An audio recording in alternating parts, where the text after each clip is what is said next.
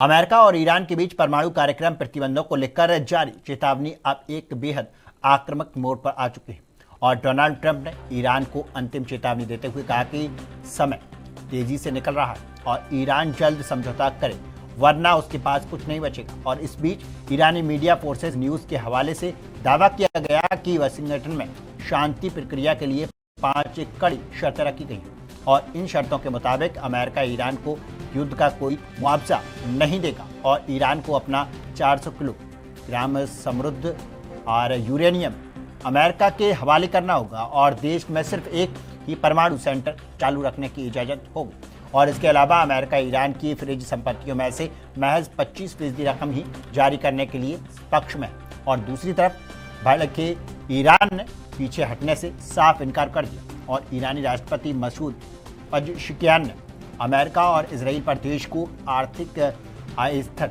करने का आरोप लगाया और साथ ही ईरान ने हॉर्मुज़ की नाकेबंदी खत्म करने की चेतावनी देते हुए कहा कि अगर ऐसा नहीं हुआ तो ओमान सागर को अमेरिकी सेना कब्रगाह बना देगा।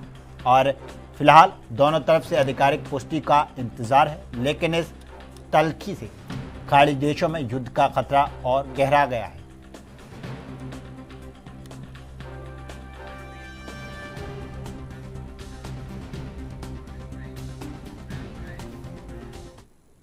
और इस खबर पर हमारे साथ में चर्चा के लिए डॉक्टर मोहम्मद अमीन हैं, पूर्व राजनायक हैं। डॉक्टर मोहम्मद अमीन जी, बहुत बहुत स्वागत है आपका एएनबी न्यूज़ पर। और सबसे पहला मेरा सवाल, जिस तरह से अमेरिका ने धमकी दी है कि आप समझौते के लिए मान जाइए और साथ ही साथ ये भी कहा है कि कोई भी आपको मुआवजा नहीं मिलेगा, तो क्या कहना चाहेंगे? और ईरान उधर खामोश है।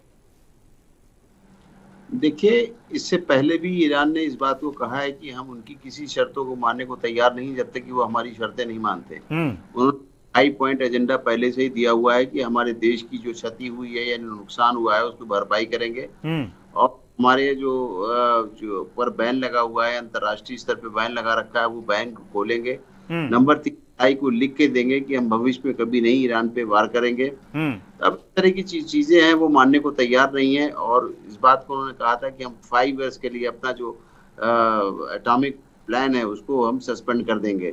लेकिन इस बात को ट्रम्प मानने को तैयार नहीं है। ट्रम्प बार बार उनको धमकियां देते रहते हैं, लेकिन उन्होंने इस बात को हमेशा कहा है और पब्लिकली कहा है और इन फोर्स से कहा है कि हम इनकी बातों में आने वाले नहीं है। अगर ये नहीं करें तो हम लड़ाई बंद नहीं करेंगे और हम लड़ाई के लिए तैयार हैं। यानी वो बिल्कुल पूरे माइंड से तैयार हैं। ईरानी और ईरानियों की जो फौजें हैं वो बिल्कुल लड़ाने के लिए तैयार हैं, जबकि IDF इजराइल की जो फौजें हैं उन्होंने ग्राउंड फोर्स पे लड़ने के लिए मना कर दिया है कि हम कर पाएंगे, क्योंकि हम ऑलरेडी लेबनान में लड़ रहे हैं और थक चुके हैं। अब इस बात को देखना होगा कि ये अमेरिका उनको कहां तक ले जाता है या इजराइल उनको कहां तक ले जाता है इन बातों को।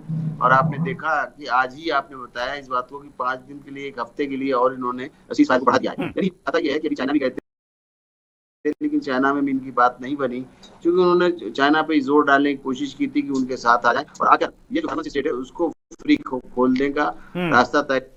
लेकिन उस पर चाइना ने कोई जवाब नहीं दिया, बस ये कहा कि हाँ हम देखेंगे। लेकिन वो ईरान के साथ है, रशिया भी ईरान के साथ है और इस तरह से स्थिति है। अब क्या कहा जाए कि वो कब क्या और कैसे कहते हैं और अपनी बातों से पलटते हैं, क्योंकि वो अभी इस स्थिति में नहीं है कि ईरान के साथ वो वार कर सके, क्योंकि उनके ऑलरेडी उन्होंने बेसेस उड़ा दिए हैं गल्फ कंट्रीज के और इनको जो काफी क्षति पहुंचाई है। और इन्होंने भी जो B-2 के बम्बर का यूज किया, सबसे कॉस्टली बम्बर थे जो कि कुछ बिगाड़ नहीं सके।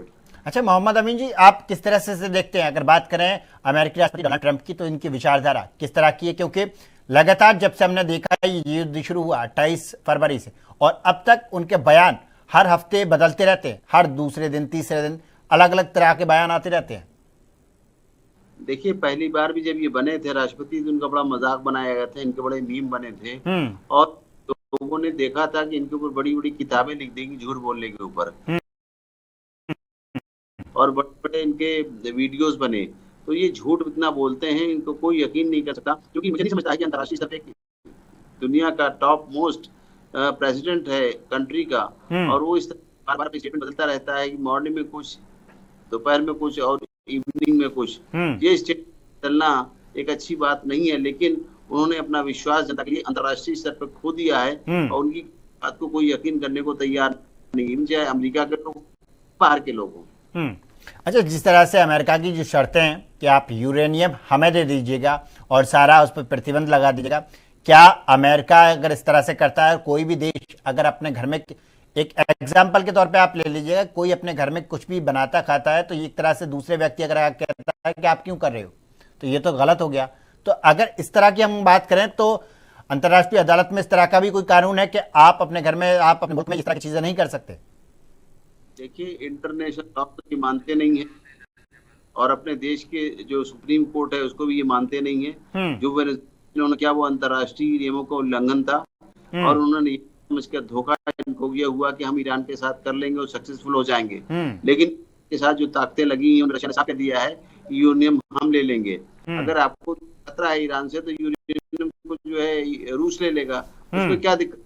जब ये ले लेंगे तो सेफ है और दूसरे ले लेंगे तो अनसेफ है। ये नहीं चल, ये मामला हल होने वाला नहीं है इस तरीके से, और ना ये बात हो पाएगी जिस तरह से वो ट्रम्प साहब चाहते हैं कि हम यूरेनियम ले लें। यूरेनियम ये ईरान को बिल्कुल देने वाला नहीं है कि अमेरिका को वो अपना यूरेनियम दे देगा, वो रशिया को दे देगा, चाइना को दे देगा, इनको नहीं देगा। बिल्कुल। मोहम्मद अमीन जी, बहुत बहुत धन्यवाद आपका इस पर चर्चा के लिए।